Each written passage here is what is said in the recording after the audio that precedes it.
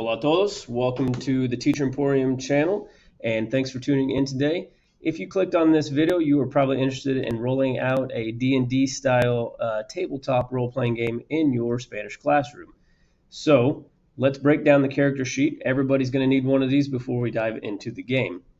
So to build a character, what you need to do first is create a name for that character. Secondly, you're going to need to choose a species or a race for your character. Your character does not have to be human, although it can be. I've given you 5 to choose from here. Now, I know real D&D is slightly different. You have many more options, but I've simplified this for the classroom. So you can either be human, you can be a dwarf, you can be an elf, you can be an orc, or a dragonborn, your choice. Just circle one. That is not really going to affect your character stats so much, but the next one is, so be careful what you choose here.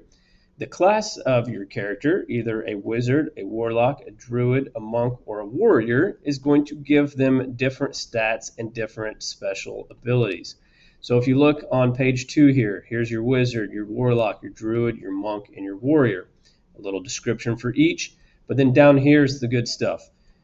For their specialties, based on their experience level that we'll get to in a little bit, they will get different things, such as different attributes that they can be added to their abilities, or even certain spells or melee specials.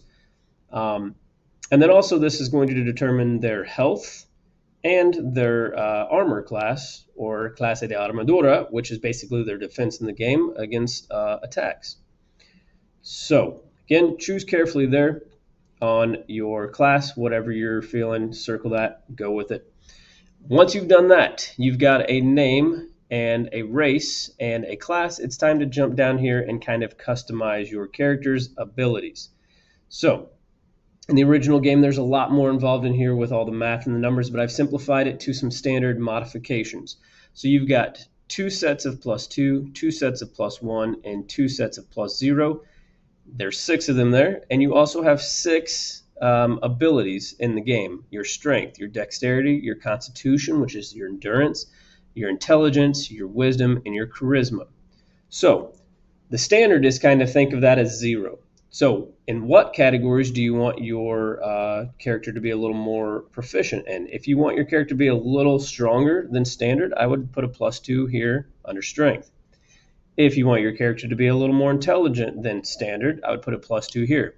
Now, you can only use each one of these one time. So 2 of these categories, are going to have to be at 0, which is kind of the standard. You get to choose that. All right, so once you have decided on your distribution of ability modifiers there, it is time to jump up here to this box up in the top right-hand corner where we need to determine what your specific health is going to start at in the game, what your armor class is, and what level of experience you're going to be at the start of the game. We'll do that. We'll start by your health. Depending on what class you chose, we're going to scroll down to the second page again here at the bottom where it says health. And under that, let's just stay with the wizard this entire time for an example. The wizard is health starting going to be a throw of 1d6 die. So I'm going to throw just 1d6. And let's say I get a 4. So then my health is going to start out at 4 out of 4. 4 is my maximum, and 4 is also how many I have. As I'm taking damage in the game, that could drop. I could drop from a 4 out of 4 to a 2 out of 4. If I ever get to a 0, then I go unconscious, and then I'll have to be healed. Also, from that same chart, we can come down here and look at the wizard and see that his armor class is 8. So I'm also going to record that up here under clase de armadura. An 8, so I've got 4 out of 4 health, an 8 for clase de armadura, and then finally my level of experience, I'm going to roll another die, -2. Let's say I roll a 4 again, -2, that's going to put me at a level 2 wizard. So I'm going to come down here and look under the specialties. Under level 2, you can see that I get a few things, and then I also get to include anything that was under that level as well. So if I'm a level 2, I'm in this category here, so I get a +1 inteligencia and also a +1 sabiduría. So I get to go add those. If you remember over here at our abilities, I get to add that extra +1 to the intelligence and my wisdom on top of whatever ones I put up there originally. So that makes them just a little extra, even more in those particular categories. That makes sense. A wizard with wisdom and intelligence. And then I also, with a level 2, get to use this, the light spell. So I can cast a light spell, and that does a little more damage than standard weapons, which we're getting into next. So once we've recorded all of that, really the last thing we need to do on this front page is determine our weapons that we're going to start with. And of course, before we do that, we have to determine how much gold we start with, gold pieces, or GP, or oro in Espanol.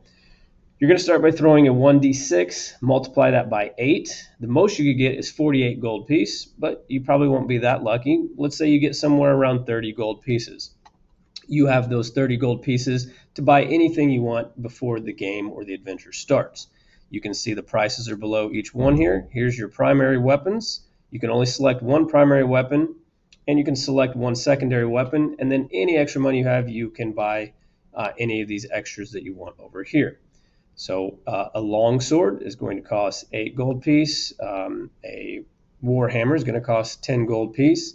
And you can see the type of damage they're going to do against any kind of opponent is a 1d6 roll. Some of the secondary weapons, like say a dagger, not cost as much, but it's only going to do half the damage to an opponent. So choose your weapons there, and then any extra gold pieces you have, you might think about picking up some rope, or a pocket knife, or a healing potion, or a lucky amulet that allows you to do re-rolls up to 3 times in the adventure. Until you're out of gold. You won't need gold pieces for the rest of the adventure, so you're really just spending that all up here up front before the game starts. So once you've done that, that is pretty much setting up your character. The last thing that you would do is just draw them and bring them to life here. And then be ready to bring this paper with you to the table for the start of the game. So there you have it. That is the D&D character sheet for my version of D&D. If this seems like something you might be interested in doing in your classroom, you can check out my entire 7-day adventure. I'll put a link in the description below. And as always, if you found value in this content today, please consider liking and subscribing. That would really help me out. Thanks a lot, and have a wonderful day. Ciao.